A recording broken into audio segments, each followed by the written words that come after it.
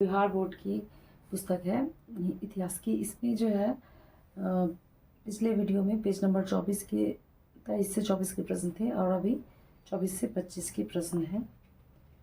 देखिए, ये तो सामंत कहलाता है, जो राजा के अधीन थे, विजयी राजा के अधीन, और सामंत कहलाते हैं, पिछले वीडियो में है। इसके बाद अगला क्वेश्चन है, सामंत के प्रमुख नाम कौन कौन है। तो सामंत जो थे वो सामंत के नाम से जाने जाते थे। राय, ठाकुर, राणा, ये रावत, ये सभी क्या थे, सामंत हुआ करते थे, जो विजयी राजा के अधीन शासक थे।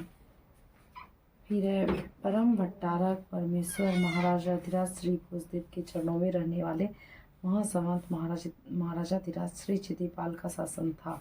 इस उदाहरण से क्या पता चलता है। तो इस उदाहरण से पता चलता है कि पराजित राजा किस राजा के सामंत हैं। तो यह उपाधि लगा दी जाती थी कि ये परम भट्टारक थे परमेश्वर महाराजा धीराज श्री भोजदेव की। इतनी बड़ी उपाधि भोजदेव के आगे लगाती थी।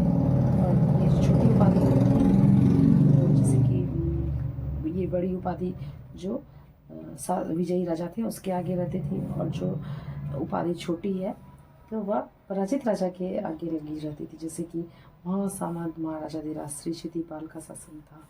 तो यह इसकी अपेक्षाकृत कुछ छोटी उपाधि है। तो इससे पता चलता था कि वह पराजित राजा इस राजा का सामंत है। उपाधि का क्या अर्थ है, किसी किए गए श्रेष्ठ कार्य के लिए सम्मान के रूप में दिए जाने वाला अलंकृत शब्द जो है उपाधि होता है। कि श्रेष्ठ कार्य के बदले में हम जो उनकी श्रेष्ठता के लिए जो सुंदर शब्दों का प्रयोग करते हैं वो उपाधि के रूप में माना जाता है। जैसे कि गांधी जी को हम राष्ट्रपिता या बापूजी मानते हैं, तो यह उन्हें हम लोगों ने सम्मान के रूप में उपाधि दी। सामंत को अपने अधिपति राजा के लिए क्या क्या कार्य करने पड़ते थे। राज दरबार में समय समय पर मूल्यवान भेंट देनी पड़ती थी। आवश्यकता पड़ने पर अधिपति राजा के मदद हेतु सेना भी भेजनी पड़ती थी। तो यह जो थे सामंत को अपने जो विजयी राजा थे अर्थात अधिपति मतलब उनके स्वामी राजा के लिए ये सभी कार्य करने पड़ते थे।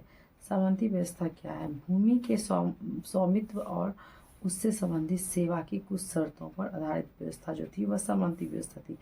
भूमि के स्वामित्व पर जो जैसे भूमि के पर कृषि से संबंधित मालिकाना जो हक था, कर से संबंधित वह सभी व्यवस्था जो थी, और सेवा की जो शर्त पर आधारित व्यवस्था वह सामंती व्यवस्था कहलाती थी।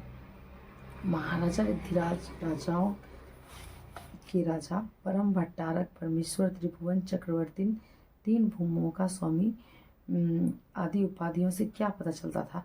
राजा प्रशासन का केंद्र बिंदु होता था। ये सारी उपाधियों का मतलब था कि जो था कि अधिपति राजा जो थे विजयी राजा से श्रेष्ठ होते थे, और उनके अंतर्गत बहुत सारे सामंत, ठाकुर और बहुत सारे राज्य समाहित होते थे। तो राजा प्रशासन का क्या था, केंद्र बिंदु था, उनके अधीनस्थ थी सभी चीज़ें घूमती रहती थी और वो उनका धूरी होते थे।